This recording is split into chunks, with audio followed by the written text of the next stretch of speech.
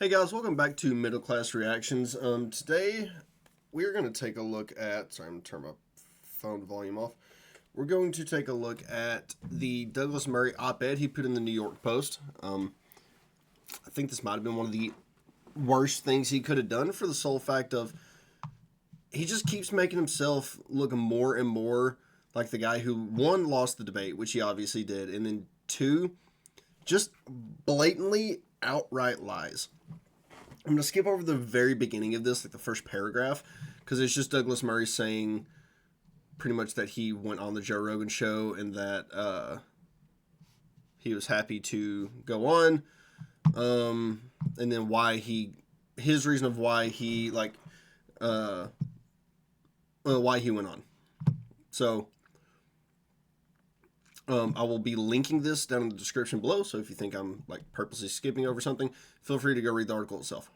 But I'm going to kind of skip down a little bit.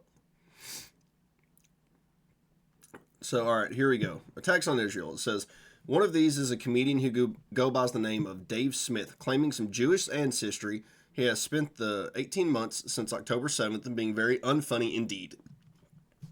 Real quick on that, where he says right here that he claims some Jewish ancestry.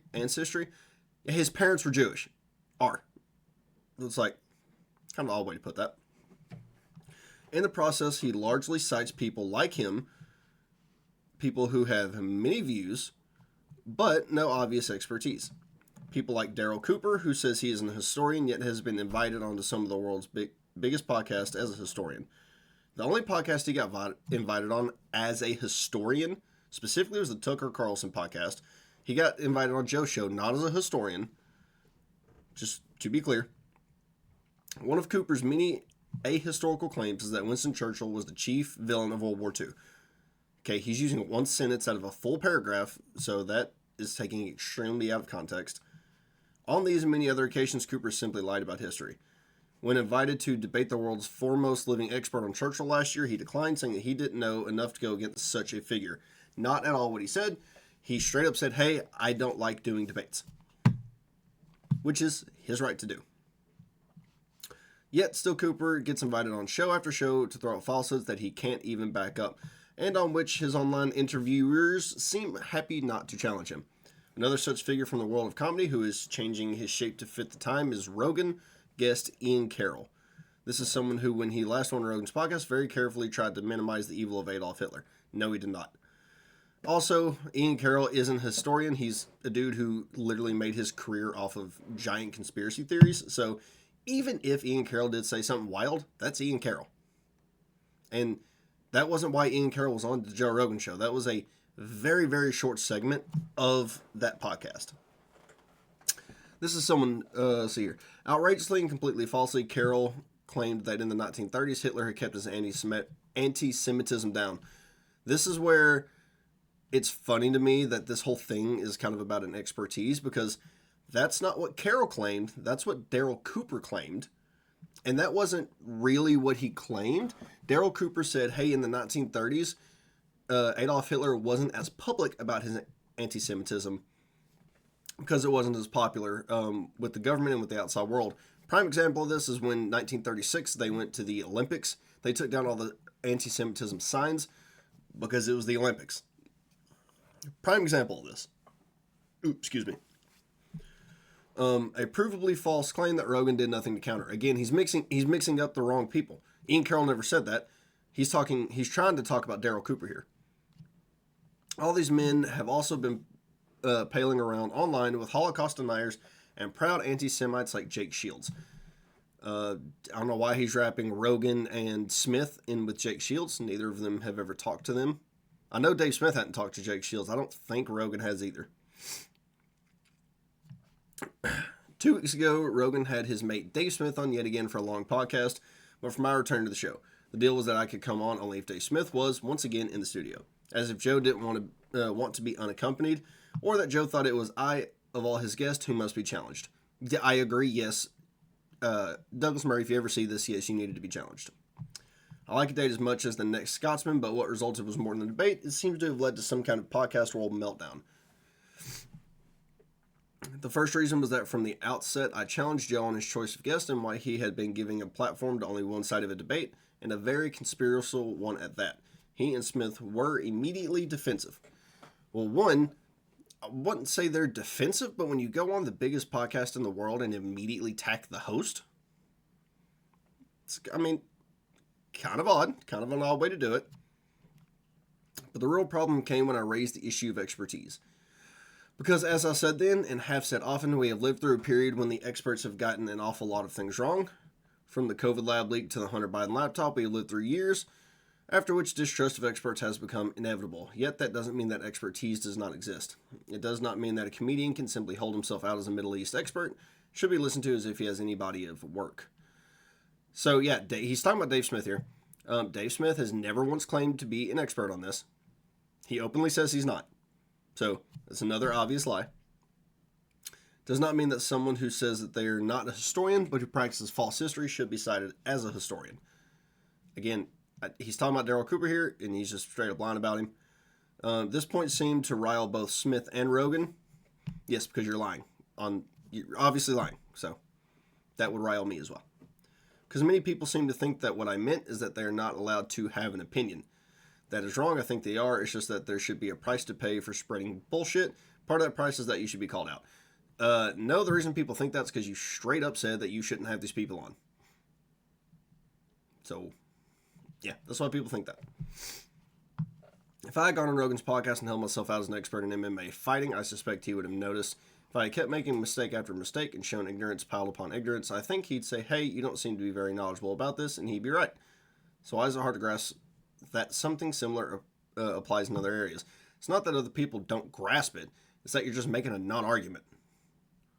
Like, if somebody read this part, like, yes, you're correct, but you're making a non-argument and something that has no relevance. Yes, I get he's trying to make a metaphor here. I understand that. But yeah, it doesn't matter. It's literally a non-argument. Having spent most of the last 18 months in Israel, Gaza, Lebanon, and Ukraine, I don't think I know everything, but I think I know a darn sight more than someone like Comic Smith, who admitted he'd never even been to the region he spends all his time talking about. So the funny thing here, his trip to Israel, Gaza, and Lebanon was a BBC-funded, IDF-led by the IDF trip to Israel, Gaza, and Lebanon. That was a photo shoot. So he's saying this like he went to Israel, Gaza, and Lebanon, and like, oh, I talked to some IDF, and I also talked to some Palestinians, and I talked to some of the Lebanese that are on the other side, not on Israel's side. No, it's not what happened. He went and talked to some IDF guys that were parading him around. He got a few photo shoots, and that was that. His trip to Ukraine, he went in 2022 after the invasion. He then wrote a huge piece that was titled something close to how Ukraine will win the war against Russia. Something close to that. And, yeah, we see how that's turned out. So, he's not making a real good, he's not helping himself here. Oh, so you have to go to a country to comment on it, do you? Said part of the internet. Again, the answer is obviously not. But if it is your job or you're making it your job, then probably yes. So you're just contradicting yourself here. No, you don't have to go. He himself, Douglas Murray himself, has said in earlier podcasts, and the way he stated it was, people who did not live through the Holocaust have wrote more beautifully than people who experienced it themselves. So it's just full of contradictions in here.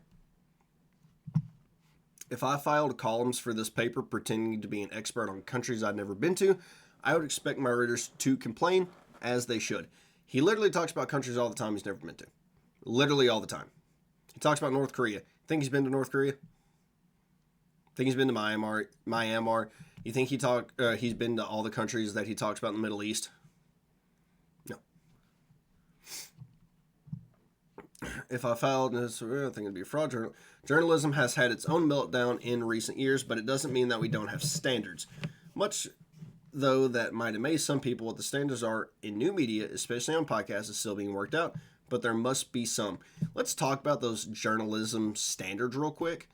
It was journalists, just like Douglas Murray, who got Russiagate wrong, Hunter Biden laptop wrong, COVID wrong, people who were still lying to you about the Russia-Ukraine war, who won't tell you what actually started off the war. And no, it wasn't, oh, Russia, Putin invaded Ukraine, that's why the war started. No. Did that happen? Yes. Did that kick off the war? Yes. Is that why the war happened? No. Even all the way back to the early 2000s, the invasion of Iraq, Yemen, Lebanon, Somalia, Afghanistan, Pakistan. Like,